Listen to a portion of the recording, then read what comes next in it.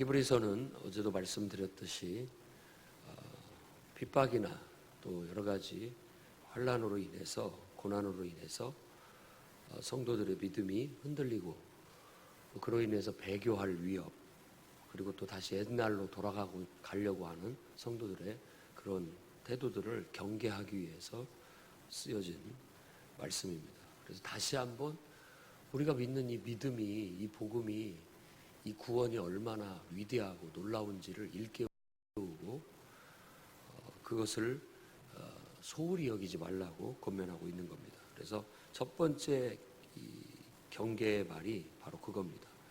우리에게서 들은 것, 그걸 더욱 유념해서 우리가 흘러 떠내려가지 않도록 함이 마땅하다라고 그렇게 권면하고 있습니다. 우리가 받은 것, 그게 바로 이 앞뒤 문맥에 보면 예수 그리스도를 통하여 얻은 구원이라고 말합니다. 그래서 이 큰 구원, 3절에 큰 구원이라고 얘기하는데, 이것을 등한히 여기면 안 된다라고 말하는데, 그 맥락이 천사에게로부터, 천사를 통하여 전해진 말씀, 그것도 우리가 범죄하고 순종하지 않으면 그거에 맞는 보응을 받았다.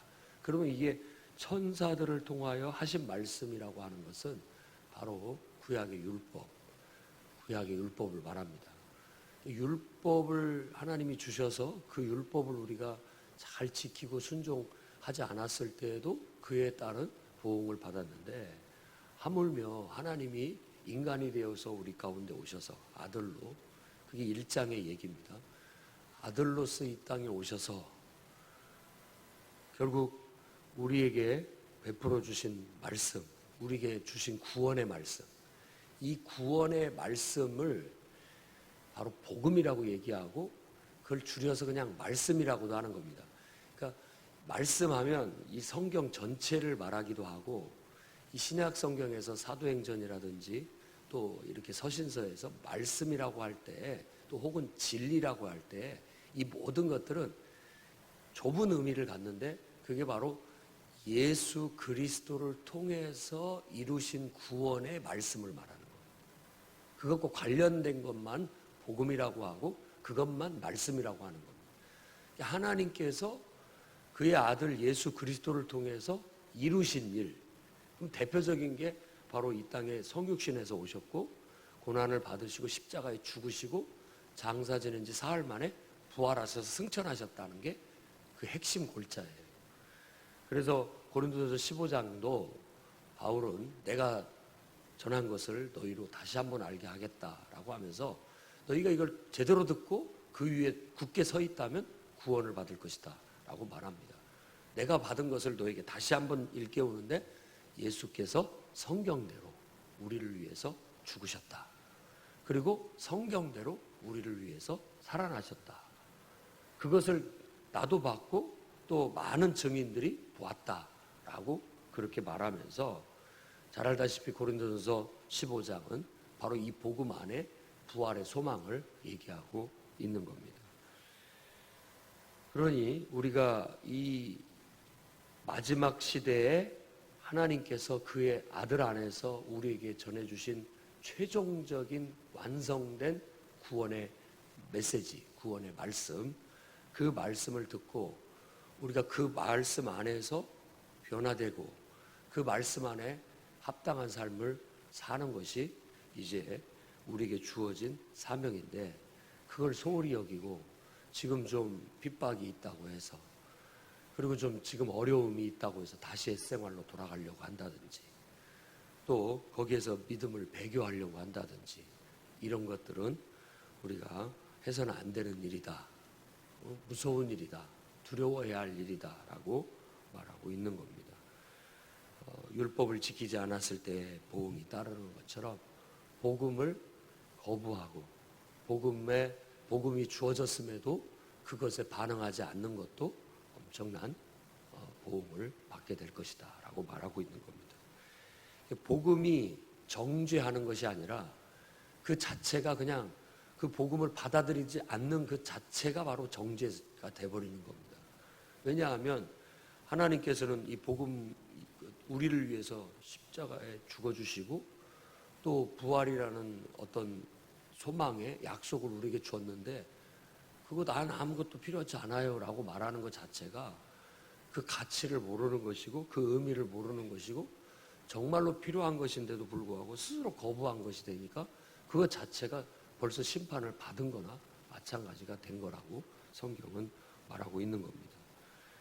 이것은 천사들이 아니라 하나님께서 표적과 기사들과 여러 가지 능력과 자기의 뜻을 따라 성령으로 말미암아 성령의 여러 가지 역사를 통해서 그분 스스로가 증언하신 바다라고 그렇게 말합니다. 복음이 우리에게까지 들려지기 위해서는 그만큼 많은 기적이 있었고요. 하나님께서 놀라운 역사들을 일으키셨고 많은 능력들을 나타내시고 또 성령의 역사로 말미암아 저와 여러분들이 그 예수님의 소식을 듣게 되고 그 복음을 듣게 됐고 또 기적과 같이 그것을 내 마음이 열리고 받아들이게 됐고 그걸 복음으로 받아들여서 내가 그 안에 나도 모르는 사이에 변화되게 되었다는 거. 이걸 깊이 생각하셔야 됩니다. 하나님은 인간을 창조하시고 이미 예수 그리스도 안에서 온 세상을 복주시려고 이미 계획하고 계셨던 겁니다. 그러니까 아담을 흙으로 창조하시고 난 다음에 언젠가는 이 인간들을 나처럼 신의 어떤 능력을 부여한 그런 유업을 줄 거야. 유산처럼 그들에게 줄 거라는 걸 때를 정하시고 마치 동산 중앙에 선악을 알게 하는 나무와 생명나무에 접근하지 못하도록 아직은 아니다라고 하면서 접근하지 못하게 하셨지만 그것이 있다라는 건 그걸 주겠다라는 그런 목적하에 만들어진 겁니다. 그러나 때가 아직 안 됐기 때문에 그것을 제한해 놨는데 인간들이 그 금기를 넘어서고 아직은 성숙된 모습을 보이지 못함으로 인해서 그들에게 에덴 동산에서 쫓겨남으로 인해서 지금과 같은 역사가 펼쳐지게 된 겁니다. 결국은 하나님의 계획대로 이제 하나님의 아들 곧 예수 그리스도 안에서 하나님께서 우리에게 영원한 생명, 부활의 생명을 우리에게 허락하시게 되고 그 길을 열어주시게 된 겁니다. 그래서 5절부터 이 18절까지 설명하는 게 그 얘기입니다. 바로 아들을 통해서 사람, 그러니까 시편 8편에 얘기하고 노래하고 있는 그 왕의 시, 늘 얘기하는데 왕의 시입니다. 다윗 왕이 있었고 다윗 왕에게 너의 후손, 너의 자손, 너 대를 이을 왕에 대한 하나님이 주어진 약속, 축복의 약속, 그것이 얼핏 보면 다윗 왕을 통해서 왕통이 이어지는 솔로몬 같이 보여지지만 솔로몬과 그 오버랩돼서 겹쳐져서 바로 그 속에 예수 그리스도가 보이고 그 속에 우리도 보인다는 걸 기억해야 됩니다. 예수 그리스도와 내가 완전히 연합이 돼서 하나가 되는 거예요. 그걸 말하고 있는 겁니다. 사람인데 예수 그리스도예요. 하나님의 아들이에요.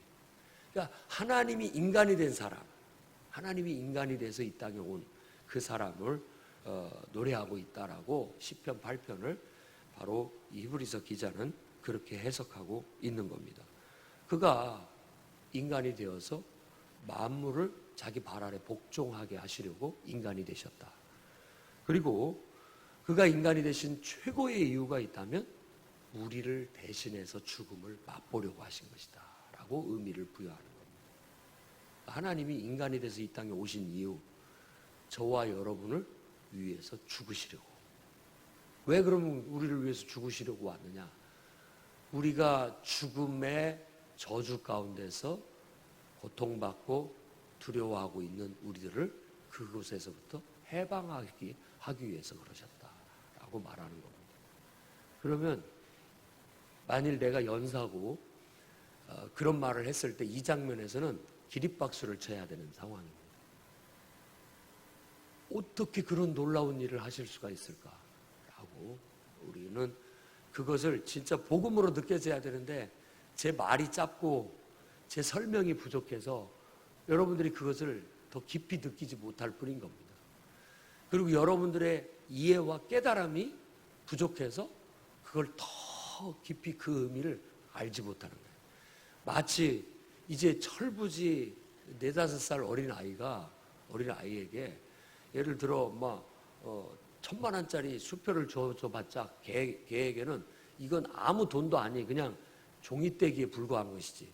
그렇게 느끼는 것 같은 거예요. 우리가 깨닫지를 못하니까. 그 의미와 그 가치를 알지 못하니까 그분이 인간이 돼서 이 땅에 오셨대라고 하는 것에 대해서 감각이 없는 거예요. 근데 그분이 인간이 돼서 이 땅에 오셨다라는 걸 들었을 때 우리는 아니 어떻게 그런 일이 있을 수 있느냐라고 하면서 굉장히 놀라워하고 굉장하게 반응을 해야 되는 일입니다.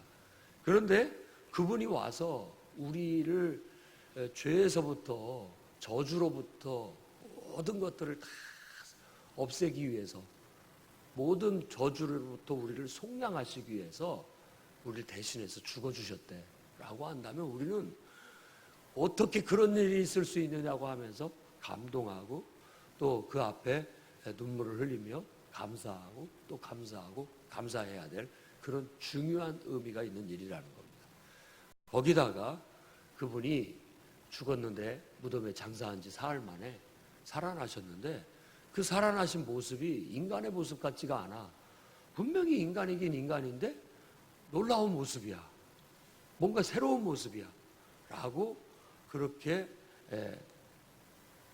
그런 모습으로 우리에게 나타나셨을 때 그 얘기를 듣고 우리는 깜짝 놀라고 세상에 어떻게 그런 일이 있단 말인가 라고 놀라고 의아해하고 그 앞에서 그것에 대해서 완전히 관심을 갖고 그것을 탐구하고 알아보려고 하고 이게 어찌 된 일인가 이런 마음으로 대해야 되고 알아봤더니 결국은 우리에게도 똑같은 생명을 똑같은 모습의 부활의 생명을 신적인 생명을 주시려고 그러신 거래 라고 하면 우리는 정말 기립박수를 하면서 하나님을 찬양하고 춤을 추고 노래하고 빨리 그날이 오기를 바라는 마음으로 그렇게 나아가야 되는 겁니다. 그래서 그날이 때가 되면 주님이 다시 오시면 그날을 우리에게 주신다라고 약속한 게 복음의 전부인데 그날이 올 때까지 우리는 빨리 그날이 오기를 바라면서 춤추면서 그날을 고대하면서 주님이 다시 오실 날을 기다리며 사는 것이 그리스도인의 삶이 되어야 된다는 겁니다. 그래서 그분은 사람이 되신 것 그리고 또 11절 말씀 보면 거룩하게 하시는 이와 거룩하게 함을 입은 자들이 다 한 근원에서 난지라 그러므로 형제라 부르시기를 부끄러워하지 아니하시고 얼마나 감사한 일입니까? 예수 그리스도가 사람이 되어서 인간이 돼서 혈과 육으로 우리에게 오신 것은 우리를 형제로 여기시기 위해서 똑같게 만들기 위해서 오셨다라는 거죠. 그분이 신의 아들이라면 우리도 이제 유업으로 신의 아들의 유업을 받게 될 겁니다. 그분이 신령한 몸으로 영원한 어떤 생명이 있는 영원한 생명의 몸으로 그분이 부활하셨다면 우리도 똑같이 그렇게 부활을 할 겁니다. 그래서 고린도전서 15장에 바울은 그분이 첫 열매가 되셨고 그 다음은 이제 우리다.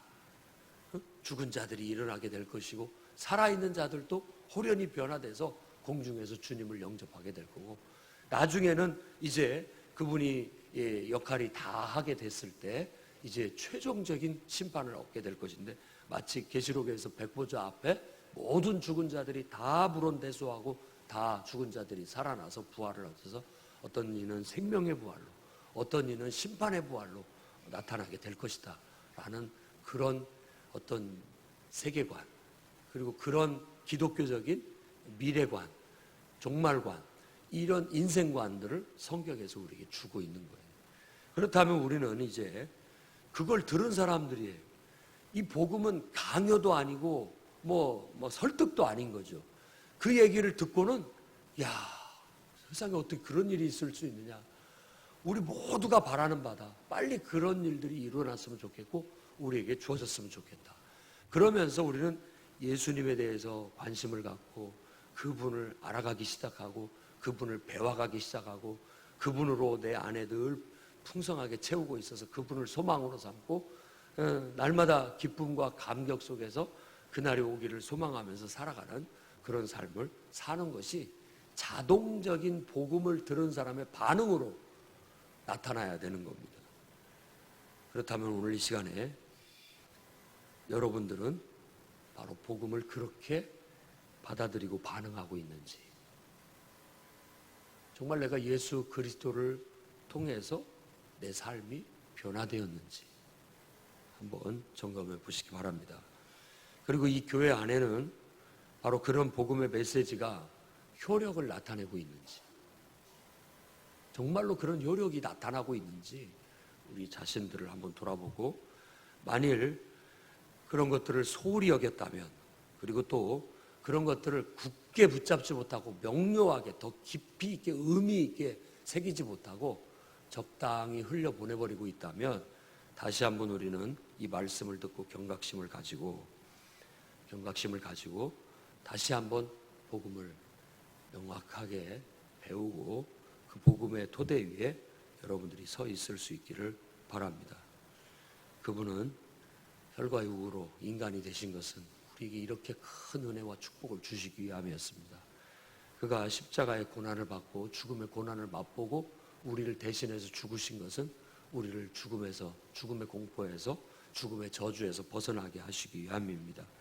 그가 무덤에서 사흘 만에 살아나셔서 신령한 몸으로 부활하신 것은 우리 또한 죽은 자 가운데서 부활하여 신령한 몸으로 신의 생명으로 다시 덧입어 부활을 얻어 정말 그리스도와 더불어 영원토록 왕노릇하게 하기 위한 복을 우리에게 주시기 위함이라는 걸 한시도 잊어서는 안 되겠고, 왜 이렇게 교회를 다니냐, 뭐 때문에 이렇게 교회에 열심을 내느냐라고 한다면 무슨 소리야.